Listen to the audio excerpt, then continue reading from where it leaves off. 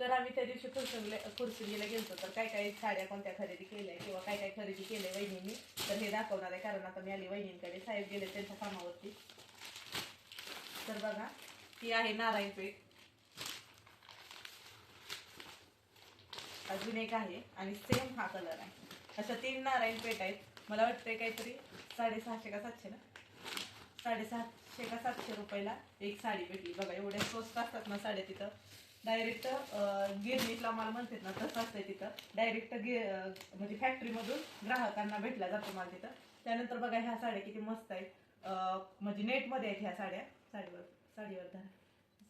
तर बघा ह्या साड्या नेटमध्ये आहेत आणि ह्या पण मला खूप आवडल्या बरं का. आणि ह्या साड्या काहीतरी 500-600 रुपयालाच मिळल्या. तर बघा एवढ्या स्वस्त, म्हणजे ही साडी बाहेर घ्यायची म्हटलं ना आपल्याला तर 2000 वगैरे अशी भेटती. पण खूप छान साड्या भेटल्या आम्हाला तिथं. त्यानंतर बघा ही डेली यूज साठी 300 कितीची तर आहे साडी. ही पण काय तर तशीच रेंज आहे याची. ही पण डेली यूज साठी साडी. त्यानंतर बघा ही ट्रेंडिंग साडी. ही साडी काहीतरी 400 कितीला तर भेटली. मी बाहेर एन्क्वायरी केली तर 750 का 800 मला सांगितलं होतं. मला स्वतःला सांगितलेलं, तेही पुण्यातच सांगितलेलं. त्यानंतर हे परकर आहे प्रत्येक साडीवरती मॅचिंग. हे बघ कॉट सेट फक्त 450 का 450 रुपये काहीतरी. हे 3 कॉट सेट झाले.